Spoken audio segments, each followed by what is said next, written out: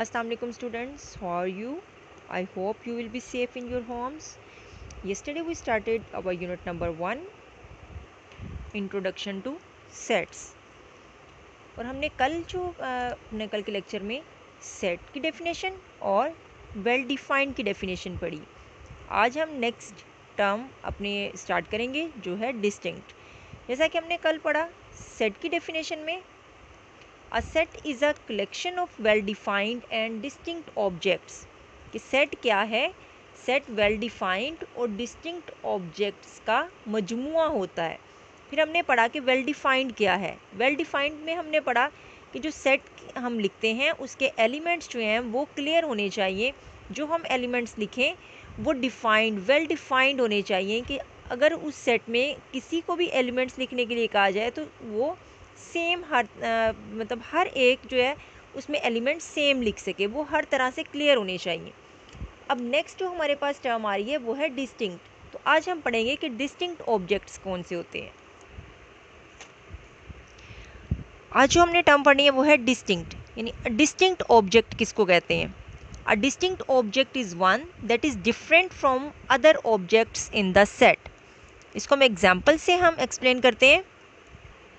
ये हमारे पास एक वर्ड लिखा हुआ है स्मॉल, SMALL। अब इसको हमने सेट में लिखना है, तो फिर हम इसके लेटर्स को किस तरीके से लिखेंगे। अब इस हमारे पास ये वर्ड दिया हुआ है स्मॉल, इसमें L लेटर जो है वो 2 टाइम आया है, लेकिन जब हम सेट लिखते हैं तो उसमें कोई भी लेटर रिपीट नहीं होना चाहिए। डिस्टिंक्ट ऑब्जेक्ट का मतलब ही यही है कि सेट में कोई भी ऑब्जेक्ट जो है वो दूसरे से डिफरेंट होना चाहिए, कोई भी एलिमेंट, कोई भी ऑब्जेक्ट सेम नहीं होना चाहिए। तो जब हम इसको सेट की शक्ल में लिखेंगे तो वो क्या लिखा जाएगा, कोई भी सेट जब हम लिखते हैं उसको कोई ना कोई नाम दे देते हैं हम। जैसे यहाँ पर मैंने नाम इसका लिख दिया, ए लिखा हुआ है, कैपिटल लेटर से उसको शो करते हैं हम।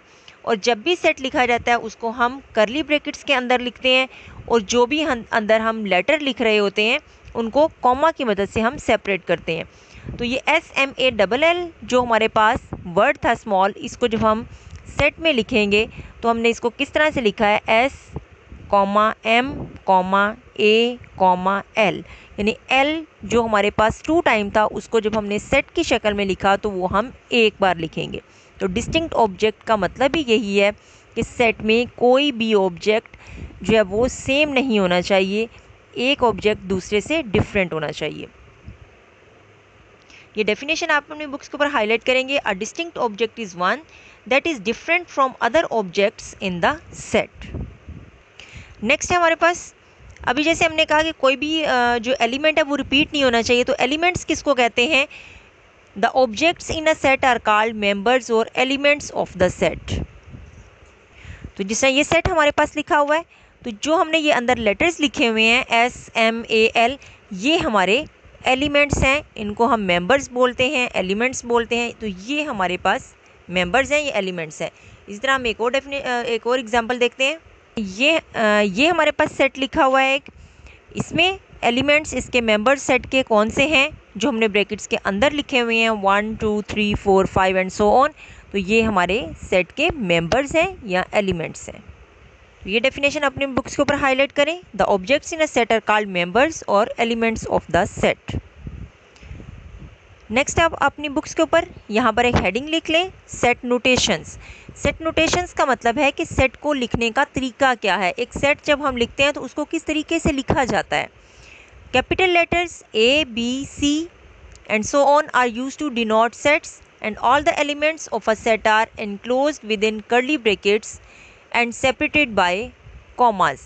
क्या मतलब है इसका, कि जब भी आप सेट लिखेंगे उस सेट को आप कोई नाम देंगे, वो नाम कोई भी आप कैपिटल लेटर लिख सकते हैं, ABC and so on to Z, आप कोई भी कैपिटल लेटर से उस सेट को नाम दे सकते हैं। अब जो एलिमेंट्स आप लिखेंगे उस सेट में उसको आपने करली ब्रैकेट्स के अंदर लिखना है। ये करली ब्रैकेट्स हमारे पास हैं, करली ब्रैकेट्स के अंदर आप तमाम एलिमेंट्स लिखेंगे और हर एलिमेंट को, हर लेटर को, वो आपके पास लेटर है, नंबर है या आपके पास कोई भी सिंबल्स हैं, जो भी है आप उनको क्या करेंगे, कॉमा की मदद से सेपरेट करेंगे। जिस तरह हमने ये एग्जांपल लिखी हुई है, 1 2 3 4 5 एंड सो ऑन, ये हमने सेट लिखा था। सेट को हमने नाम दिया हुआ है n के साथ, n इसका नाम हमने लिखा है, कैपिटल लेटर है, इसको हमने कर्ली ब्रैकेट्स के अंदर लिखा और हर नंबर को हमने कॉमा की मदद से सेपरेट किया हुआ है। तो ये आप अपनी बुक्स के ऊपर हाईलाइट करेंगे डेफिनेशन, और जिस तरह आपकी बुक के ऊपर भी एग्जांपल्स लिखी हुई हैं। पहला उन्होंने जो सेट लिखा हुआ है वो सेट ऑफ फ्लावर्स है, यानी आप यहाँ पर फ्लावर्स नेम लिखे हुए हैं, उन्होंने सेट को नाम जो है वो F दे दिया है। इस तरह नेक्स्ट एग्जांपल में उन्होंने बॉयज़ नेम लिखे हुए हैं, ये बॉयज़ नेम है, उनको उसको उन्होंने जो नाम दिया है वो B के साथ दिया हुआ है, यानी कैपिटल लेटर B है।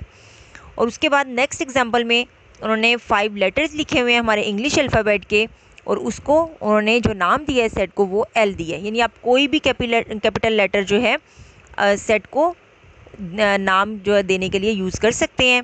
आपने उनको कर्ली ब्रैकेट्स के अंदर लिखना है और हर एक जो है हमारा एलिमेंट है उसको कॉमा की मदद से सेपरेट करना है। तो आज हमने जो जो डेफिनेशंस पढ़ी हैं, तो ये डेफिनेशंस जो आज हमने पढ़ी हैं अपनी बुक्स के ऊपर हाईलाइट भी करेंगे, उनको याद भी करेंगे।